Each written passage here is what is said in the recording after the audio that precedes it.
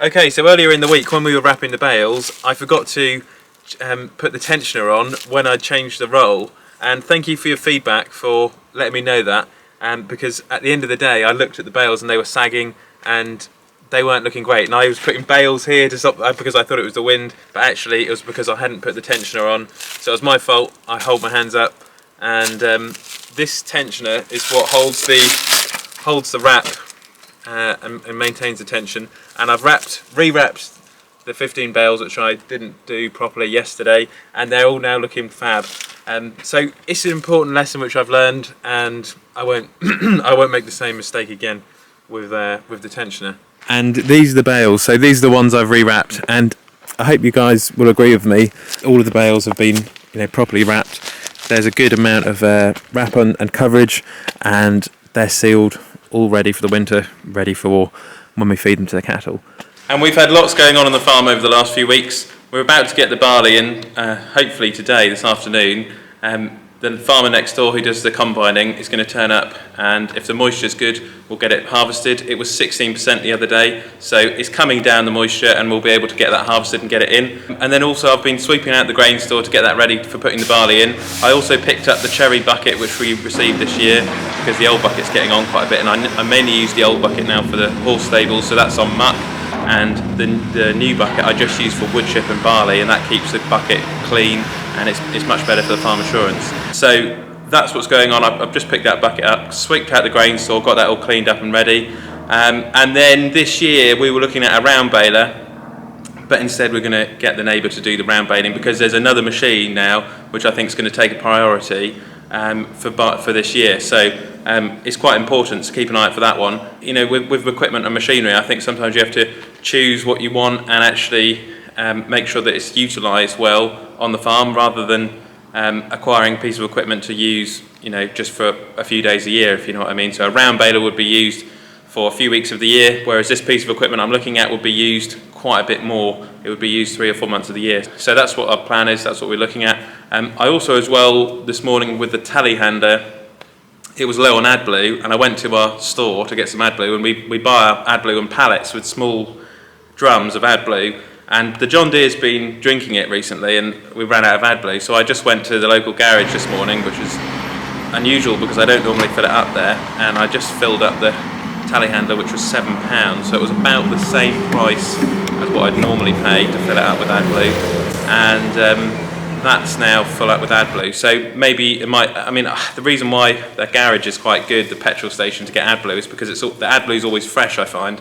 But I do need a more long-term solution. Maybe if I could acquire some AdBlue drums, some bigger 100-litre drums, that would be better. Or maybe an IBC tank of AdBlue I know you can now get, so that would probably be a better solution.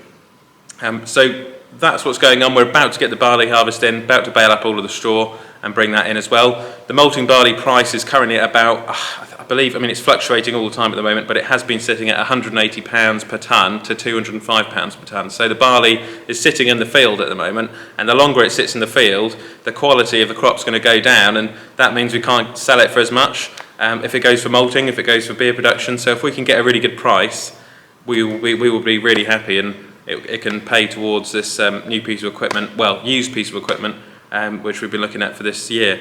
And also as well with the 434 at the back, we've recently had the head off the engine, and we're just changing the gasket. Whilst it's in bits, we're also as well looking at, we're changing the brake pads, changing the mud guards and a bonnet. We're going to get a replacement bonnet, not a new one, but like a used one, which is relatively straight. So it's a mini restoration on the 434, but just to put it back in working condition rather than like a full restoration. It's always been a bit of a Mad Max tractor, the 434, because it's been used for scraping for 25 years, and I think even if you fully restored it, it's just not the sort of tractor you want to fully restore. So we're going to put it back to like some original clothes, and the reason why we're changing the mud guards is that they're just jaggedy.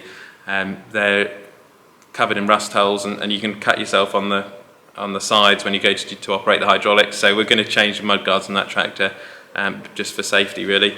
And then that tractor will then be looking a lot better in the next few weeks, a lot more presentable and usable. It's also had water leaking into the engine, which we think's been caused from a leaky gasket.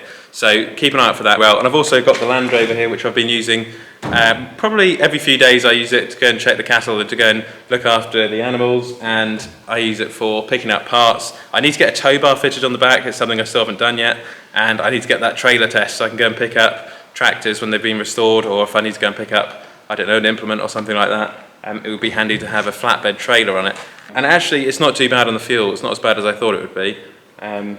It's a 2.2 litre Puma engine, which is basically a Ford Transit engine. And it's quite smooth on the road, especially if you're on the motorway. It's quite good for motorway work, which is unusual for a Land Rover Defender, if you know what I mean. Recently as well, we've got the gator stuck a few times down at the marshes. The pump's just been off, and we've been having some problems with that. So certain areas of the marshes are a bit flooded at the moment. We're just waiting for a crew to come in. We've got to get some divers to go down, a specialist crew, and to go and fix the pump.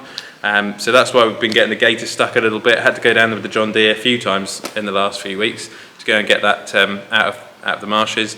It wasn't just myself who got it stuck. Everyone who goes down there seems to get stuck at the moment. And then also as well, we've been weed wiping a lot. Getting on top of the thistles is just a constant job at the moment with the quad bike. I also need to get in touch with Logic and sort out a box for the gator so that I can use the weed wiper with the gator as well.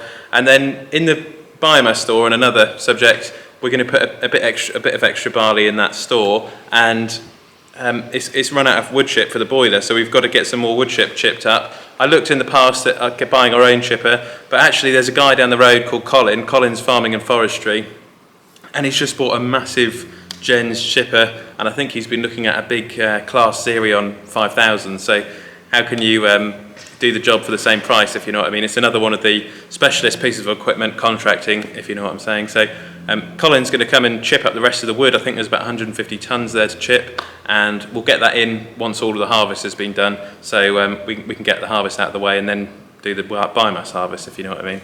So it's all going on. There's so many things that are going on at the moment. It's crazy. Thanks for watching today's video. Keep an eye out for the next one where we'll be doing the harvest and bringing all of the barley into the shed and then baling up and then bringing the straw either into the farm. We're not too sure yet. We might bring it into the yard, or we might leave it in stacks on the side of the fields as we normally do, because we've got a lot of straw in the shed at the moment. So we haven't really got anywhere else to put it. So thanks for watching. Keep an eye out for the next one, and I will catch you on the next video.